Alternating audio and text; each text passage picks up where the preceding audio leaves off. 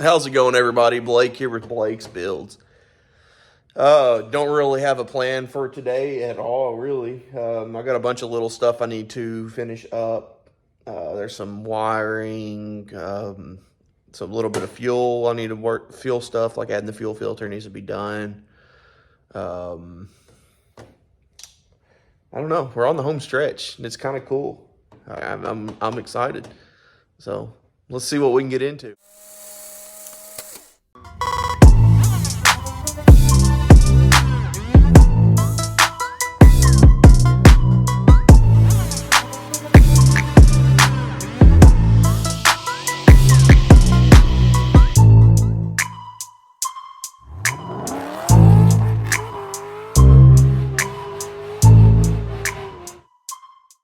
So in the previous video, I had my fuel regulator with a pressure switch and everything mounted back here. It's still going to be there.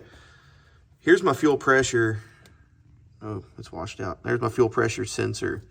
It's not long enough. I could cut it and remove it, but actually, it's just held on with electrical tape. So I think I'm going to unwind this electrical tape here, pull back this sensor to a good spot, and then retape it. Don't know why that wouldn't work. Everything's pulled back. That should get me right where I need to be. So I think I can literally just flip it around there and tape it all back together. Easy peasy. That was very simple. Got it pulled back where I need it. We'll go right over there. All that taped up. Looking pretty good.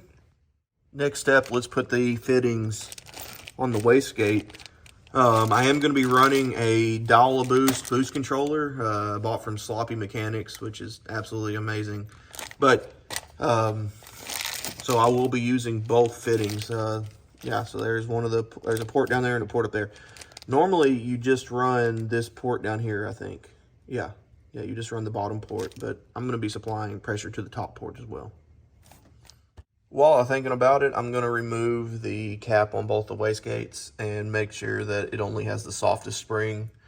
When I'm starting out, I don't really want to make, 15 pounds of boost. I'm shooting for maybe 5 just to get me started.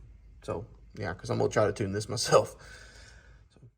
I've taken off the driver's side, but I was expecting more than one spring to be in there. The kit only came with, it didn't come with any other springs.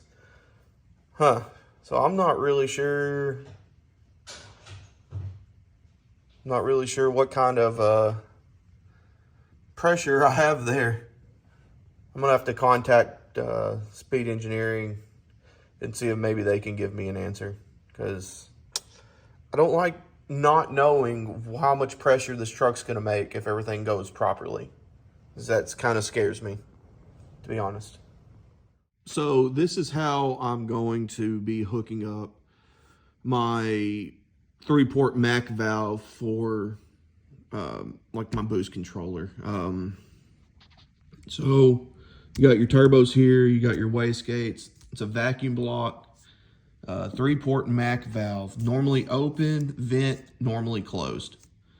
So that's out of the way. So this is the driver's side, this is the passenger side. I'm gonna actually probably plug the driver's side's boost reference. And then I'm gonna run a line off of the passenger side turbo into a vacuum block. Now from the vacuum block, I'm gonna feed to both lines back to the wastegates. It's gonna go on the bottom, so that's a normal gate pressure. If I just let it be, it's just going to run off the spring in the wastegate, which that's what I want. But I'm going to also run a line up here to my 3-port Mac valve onto the normally closed side. What that's going to do is it's just going to be blocked off when I'm not using it. When I turn a dial, it's going to set a duty cycle for this, depending how I set the parameters. But Sloppy Mechanics has great videos on how to use these. Blazer Builds does an insanely good job on explaining this. I would highly recommend him. But it's going to feed through. When I actuate the Mac valve, it's going to supply pressure to the top of the wastegate, which is going to force it closed more. if that makes sense. It'll have pressure on either side. It'll just be relying on spring pressure at that point. It should double the boost if that's at 100% duty cycle. Yeah, so I'm hoping to get like an 8-pound spring in these, maybe max out at 16 pounds. That's my goal.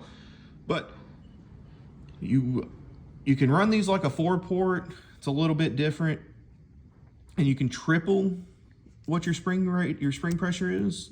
I'm not doing that. This 5.3 will not hold it. But you want to leave this open, this vent. You can buy a little plug to go in there, which I'm gonna get one, like they're called mufflers or silencers or something like that, to go in there. That way, once you let off and it quits applying pressure to the top, it's able to vent that back out. So that's where it's normally open. It opens back out the atmosphere. If you had this reversed and you were sending that through and you let off, it's going to close. So it's going to pretty much weld your wastegate shut. Not good. But that is how I'm going to hook it up. You know what? Forget I said anything like that. I started laying out here, and you can do it like that. You can do that. I'm going to go more simple. I'm going to use a T. I'm like, screw it. Why does it matter? I think I have everything plumbed up. So, right down there, if I can get my phone in there to look at it. So right there, where that hose is going in, is where I have my boost reference coming off the compressor housing. It goes underneath the washer reservoir and into a T. So it T's, comes up, and the bottom hose into the bottom. So that would be if I'm just running wastegate pressure. So that T also comes off from there, T's again.